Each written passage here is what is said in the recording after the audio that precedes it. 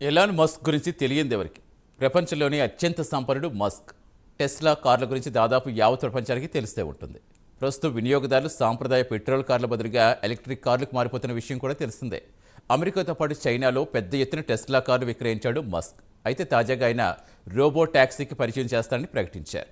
October 10వ తేదీన దీని గురించి ఒక ఈవెంట్ ఏర్పాటు చేస్తున్నారు. ప్రస్తుతం అమెరికాలో ఇది పెద్ద హైప్ క్రియేట్ చేస్తుంది. రోబో ట్యాక్సీ వివరాలేంటో చూద్దాం.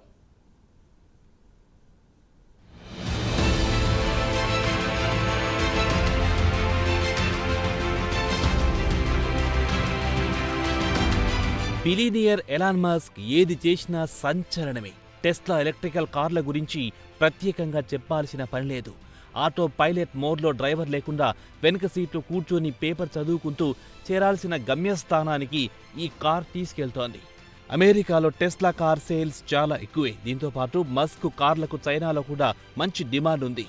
అమెరికాతో పాటు చైనా మార్కెట్లో తన కార్లను అమ్ముకున్న మస్క్ ఇండియాలో కూడా ఎంటర్ కావాలనుకుంటున్నాడు. అయితే కేంద్ర మంత్రి నితిన్ గడ్కరీ కండిషన్లకు ఆయన సమ్మతించలేదు. అయితే రేపు మాపో ఖచ్చితంగా ఆయన టెస్లా కార్ ఇండియాలో రావడం ఖాయం.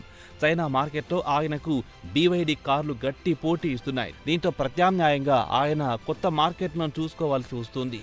గత దశాబ్ద కాలంగా ఎలాన్ మస్క్ రోబోటాక్స్లను తీసుకొస్తారని పెద్ద ఎత్తున ప్రచారం చేశాడు. అంటే రోబోలే కార్లను డ్రైవ్ చేస్తాయన్నమాట. అయితే వచ్చే వారం అంటే అక్టోబర్ 10వ తేదీన ఈ ఆటోనమస్ క్యాబ్ డిజైన్ తదితర వివరాలను ఆవిష్కరించబడుతోంది. ఇప్పటికే మస్క్ గత కొన్ని సంవత్సరాల నుంచి పలు డెడ్లైన్లు పెట్టి ఆ డెడ్లైన్స్ మిస్ కూడా అయ్యాడు. అయితే ఆయన అభిమానులు మాత్రం ఈసారైనా తన మాట నిలబెట్టుకుంటాడా అన్న ఆశతో ఎదురు చూస్తున్నారు. ఈ నెల 10వ తేదీన కంపెనీ రోబోటాక్స్ డిజైన్ ఎలా ఉంటుందనే అంశంపై పెద్ద ఎత్తున చర్చించుకుంటున్నారు. అయితే ఆటో రంగానికి చెందిన నిపుణులు మాత్రం కంపెనీ స్ట్రాటజీపై పెదవి విరుస్తున్నారు. ఆటో పైలట్ FSD టెక్నాలజీ ద్వారానే టెస్లా ఈ రోబోటాక్స్లను తయారు చేస్తుందన్న టాక్ వినిపిస్తోంది. అయితే నిపుణులు మాత్రం ఆ దిశగా అవకాశాలు తక్కువని చెబుతున్నారు.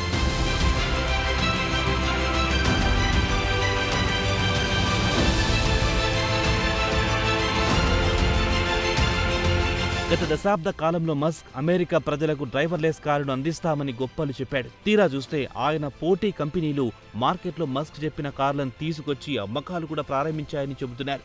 మస్క్ చెబుతున్నట్టుగా రోబోటాక్స్ విషయానికొస్తే అల్ఫాబెట్కు చెందిన వేమో అనే కంపెనీ ఇప్పటికే కమర్షియల్ రోబోటాక్స్ సర్వీస్ను అమెరికాలో పలు నగరాల్లో సేవలందిస్తోంది. ఈ ఏడాది ఆగస్టు నాటికి చూస్తే వారానికి 1,00,000 మంది సేవలు పొందారని చెబుతున్నారు. అలాగే అమెజాన్కు చెందిన జూక్స్ కూడా రోబోటాక్సీల టెస్టింగ్ మొదలెట్టింది. గతేడాది ఫిబ్రవరిలో తమ ఉద్యోగుల కోసం టెస్టింగ్ ప్రారంభించింది.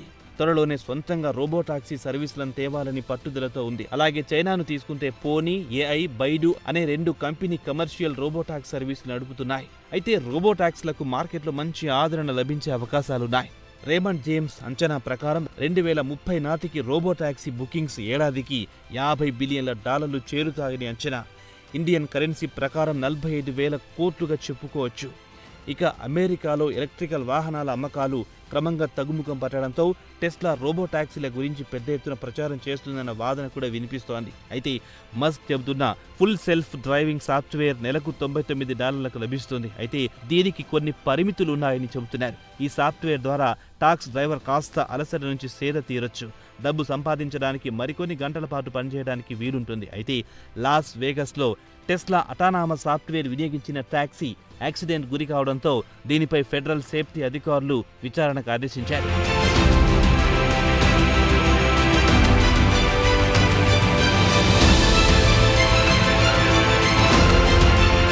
ఏడాది ఏప్రిల్ 10న జరిగిన యాక్సిడెంట్ తర్వాత డ్రైవర్ను ఆసుపత్రిలో చేర్పించారు. పోలీస్ రిపోర్ట్ ప్రకారం loss Vegas Tesla driver justice యూన్ ప్రమాదం గురించి వివరిస్తూ టెస్లా సాఫ్ట్వేర్ తన వాహనాన్ని ఆపడంలో విఫలమైందని చెప్పాడు.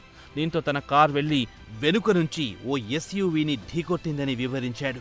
టెస్లా FSD సాఫ్ట్వేర్ పర్ఫెక్ట్గా లేదు. ఈ సాఫ్ట్వేర్ పలు తప్పులు చేస్తోంది. తనకు తెలిసి సాఫ్ట్వేర్ వల్ల ప్రమాదాలు ముంచుకొస్తాయని యూన్ ప్రమాదం తర్వాత వీడియోను తన సోషల్ మీడియాలో పోస్ట్ చేశాడు. తన ట్యాక్సీలో ప్రయాణించిన ప్యాసింజర్ గాయపడ్డారు. కారు కూడా దెబ్బతిందని, అయితే దీని గురించి టెస్లా ఎలాంటి కామెంట్స్ చేయడానికి ముందుకు రాలేదు. అయితే రెడ్ హెయిలింగ్ కంపెనీ ఉబర్, లైఫ్ట్ మాత్రం FSDపై నెపాన్ని నెట్టడం న్యాయం కాదు, డ్రైవర్ తప్పిదం కూడా ఉందని చెబుతున్నారు. ఇక ఈ నెల 10వ తేదీన మస్క్ FSD సాఫ్ట్వేర్ టెక్నాలజీని అందుబాటులోకి తేనున్నారు. అయితే రాయిటర్స్ కొంతమంది డ్రైవర్ను పలకరిస్తే కొత్త టెక్నాలజీ వల్ల కొన్ని ఇబ్బందులున్న మాట వాస్తవమేనని చెబుతున్నారు. తామందుకే ఎయిర్పోర్ట్ పికప్లు వదులుకోవాల్సి వస్తోందని, పార్కింగ్ లాట్ల వద్ద, కన్స్ట్రక్షన్ జోన్ల వద్ద పార్కింగ్కు ఇబ్బంది పడాల్సి వస్తోందని డ్రైవర్లు చెబుతున్నారు. మరి అమెరికా డ్రైవర్లలో ఇన్ని అనుమానాలు ఎలాన్ మస్క్ ఎలా తీరుస్తాడో ఈ నెల 10వ తేదీన తర్వాత మాత్రమే తెలుస్తుంది.